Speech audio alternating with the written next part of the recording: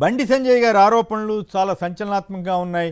ఆయన చేసినటువంటి ఆరోపణలు కేవలం బీజేపీనే ఏమన్నా పైకి తీసుకురావడానికి కాదు తెలంగాణలో. అలాగే రామచంద్రరావు గారు డైరెక్ట్గా చెప్తున్నారు, ఇంకా చాలామంది సిట్టింగ్ ఎమ్మెల్యేలు కూడా వస్తారు అని చెప్పి, సిటీలో వాళ్ళు కూడా వస్తారని చెప్తున్నారు. ముందుగా శ్రీధర్ గారు చెప్పండి, ఏమిటి బండి సంజయ్ ఆరోపణల మీద మీ రెస్పాన్స్ ఏమిటి? నిజంగానే బీజేపీలో చేరడానికి మీ ఎమ్మెల్యేలు కూడా మరికొందరు సిద్ధంగా ఉన్నారా?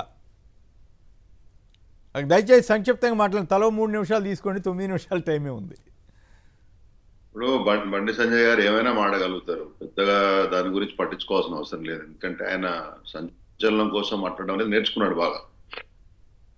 ఏదైనా కానీ ఇప్పుడు మనం రేపు పొద్దున హెడ్లైన్స్ లో ఉండాలా, దాని ద్వారా నేను పెద్ద నాయకుడిని నేను ప్రతిరోజు అనిపించుకోవాలనే ఆలోచన విధానం తప్పితే దాంట్లో పెద్ద శాంక్టిటీ ఏమీ లేదండి.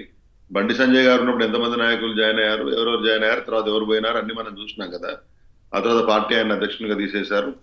ఇవన్నీ సరే, అవంతా వాళ్ళ పార్టీ యొక్క అంతర్గత వ్యవహారం అయినప్పటికీ సంచలనం కోసం మాట్లాడడం నాయకులు బంద్ చేయాలి, లేకపోతే ప్రజలు తప్పుదో పడతారు.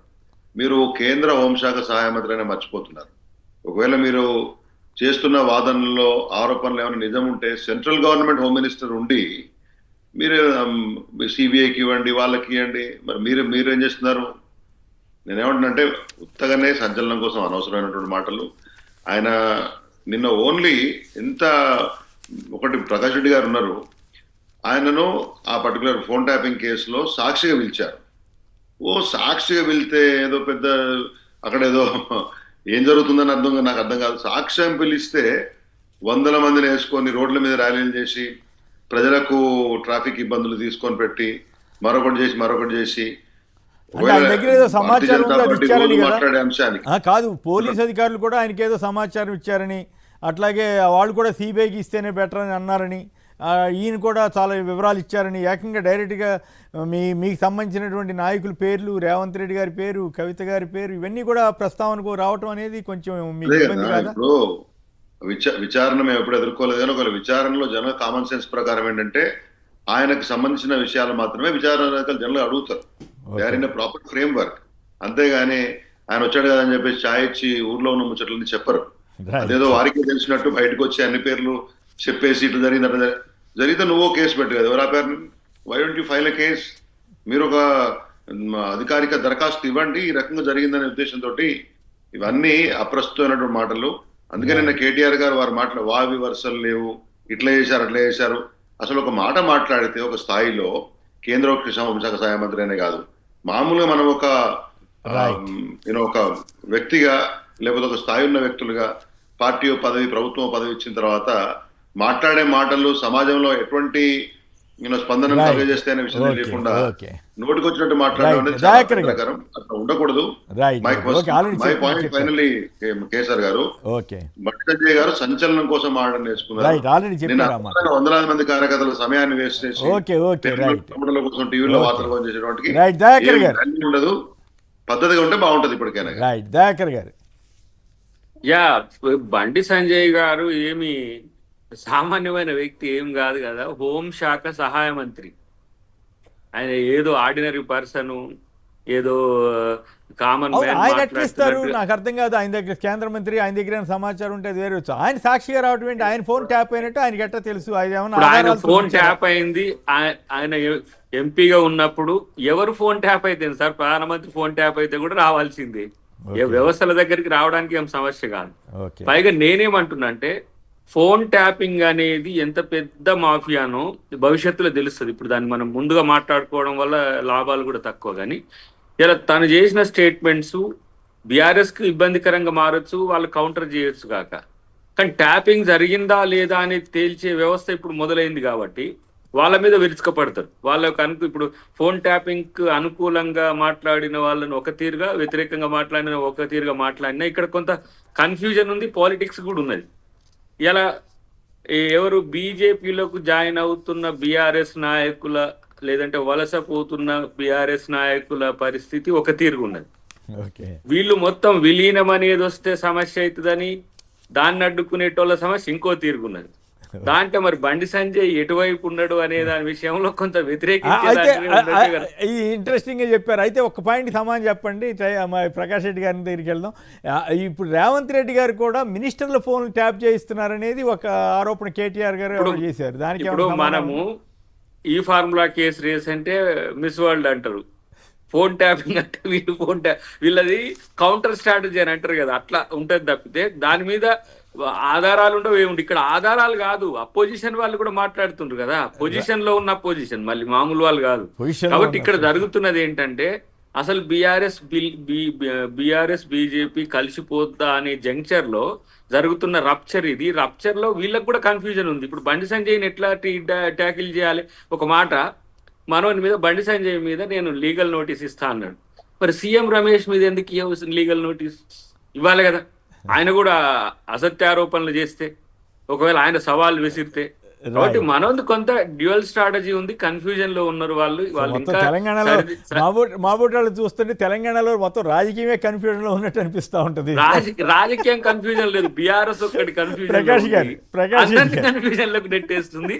దాంట్లో మిత్రుడు కేటీఆర్ ఎవరికి మిత్రులు అర్థం కాని పరిస్థితి అయిపోయింది. కాదు, మీ క్లారిటీ పెంచుకొని మీరు ఒక నిర్ణయం తీసుకొని దానికి తగ్గట్టుగా ఉండాలి. ఒకసారి బీజేపీని అనుకూలంగా ఉందాం, ఒకసారి కాంగ్రెస్ ని కౌంటర్ చేద్దాం, ఇట్లా కన్ఫ్యూజన్ లో ఉండకండి. ఒక స్ట్రైట్ లైన్ తీసుకోండి, అది అందరికి ప్రజలకు కూడా మేలు చేస్తుందనేది నా అభిప్రాయం. ప్రకాష్ రెడ్డి గారు, ఏమిటి మీ సంజయ్ గారు నిజంగానే కేవలం సంచలనం కోసం ప్రచారం కోసం చేశారని అంటున్నారు ఆయన? సార్, ఇప్పుడు 2023 నవంబర్ నాకు గుర్తుంది, పేపర్ స్టేట్మెంట్ నవంబర్ ఆ ప్రాంతంలోనే రాహుల్ గాంధీ గారు 1,00,000 కోట్లు తిన్నారు, కక్కిస్తాము, లేకపోతే ఇంకోటి చేసినారు, ఫోన్ ట్యాపింగ్ కేసులు ఎవరెవరు ఉంటే వాళ్ళందరినీ జైలుకు పంపిస్తాయి, ఇవన్నీ రాహుల్ గాంధీ గారు కూడా మాట్లాడారు సార్ అందరినీ. అంటే బారుగా మరి అప్పుడు కూడా సంచలనం కోసం రాహుల్ గాంధీ హైదరాబాద్ లో పతాక శీర్షిక రావడం కోసం మాట్లాడా. 1,00,000 కోట్లు పెట్టనటువంటి కాళేశ్వరానికి 1,00,000 కోట్లు కక్కిస్తానే రాహుల్ గాంధీ అంటే సంచలనమో అది ఎంతో మరి ఇప్పుడు చెప్పాలి. అప్పుడు లేని కేసులు ఇప్పుడు ఎందుకు, అప్పుడు లేని చర్చ ఇప్పుడు ఎందుకు వస్తుందో వాళ్ళు చెప్పాలి sir. Number 1. Number 2, phone tapping కేసులో కూడా చాలా స్పష్టం సార్. ఫోన్ ట్యాపింగ్ కేసు ఇప్పటికే ఫోన్ ట్యాపింగ్ అని కేసు కాదు, సంజయ్ గారు మీరు ఇంత చూపించిన బయటలో కూడా కాళేశ్వరం కేసు ఇప్పటిదాకా దానికి ఏం జరగదు కూడా. ఫోన్ ట్యాపింగ్ కేసు ఏం జరగదు, ఫార్ములా రేస్ ఏం జరగదు. అరెస్ట్ చేయమని కూడా చెప్పారు. కేసీఆర్ ఎందుకు అరెస్ట్ చేస్తాం, ఆయన ఆల్రెడీ ఫామ్ హౌస్ లోనే అరెస్ట్ అయి ఉన్నాడు కదా అని రేవంత్ రెడ్డి గారు అన్నారు కదా.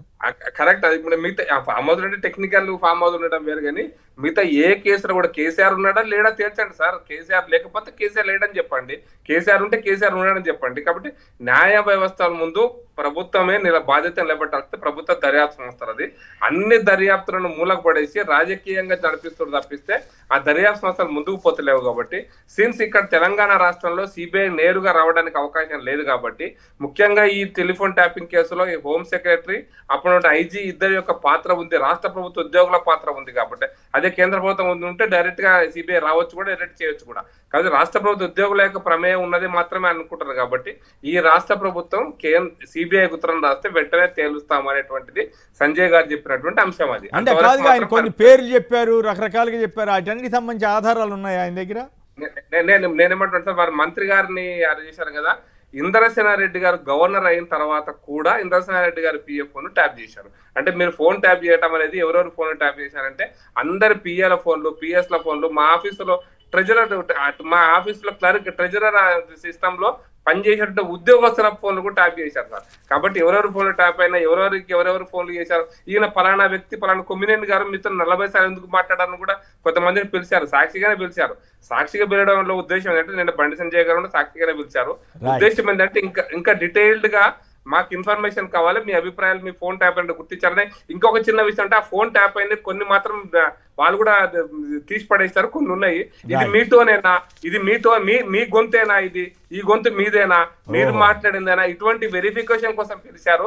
దీన్ని అర్థం చేసుకోవాలి, ఈ గొంతు మీదేనా అని. ఆయన ఒక్కడే కాదు, ఆయన వెంబడి 3 ఎంప్లాయీస్ ఎవరైతే ఉంటారో 4 ఎంప్లాయీస్ వాళ్ళందరూ కూడా పిలిచారు. ఇప్పటికైనా బీఆర్ఎస్ తో ఎట్లా ఉండాలనో పొత్తా లేకపోతే ఏం కసరత్తు చేస్తారో తెలుసుకోరు మీరు కూడా. సంక్షిప్తంగా ఒక మాట చెప్పండి, మరి ఆయన చెప్తున్న దానికి రిప్లై ఏమన్నా శ్రీధర్ గారు సంక్షిప్తంగా ఒక మాటలో టైం అయిపోయింది, రిప్లై ఇవ్వండి. సార్, ఇప్పుడు ప్రకాష్ రెడ్డి గారు చేసిన వ్యాఖ్యల మీద ఏం లేదా? నేను ఏమంటున్నా, ఇప్పుడు వాళ్ళు 100 వ్యాఖ్యలు చేస్తారు, ఎండ్ ఆఫ్ ద డే నేను ఒకటే చెప్తా, it is the investigation is in progress. వందల మంది సాక్షులను పిలిపిస్తున్నారు. ఇప్పుడు సాక్ష్యం ఎందుకు పిలుస్తారో కూడా ప్రకాష్ రెడ్డి గారికి తెలిసిపోయింది. బండి సంజయ్ గారికి మొత్తం ప్రాసెస్ తెలిసిపోయింది. కాబట్టి ఎవరి భాష వాళ్ళు చెప్తారు. Right. Let the truth come out. Right అది జరిగింది జరగలేదనే విషయాన్ని ఖచ్చితంగా కాదని చెప్తున్నా గానీ పదే వీళ్ళు రకరకాల ఒపీనియన్స్ చెప్తా ఉన్నారు. Right. Investigation Okay. నడుస్తా ఉంది, తెలిసిపోతుంది కదా, రైట్ తొందరగా ఉందంటే. ఓకే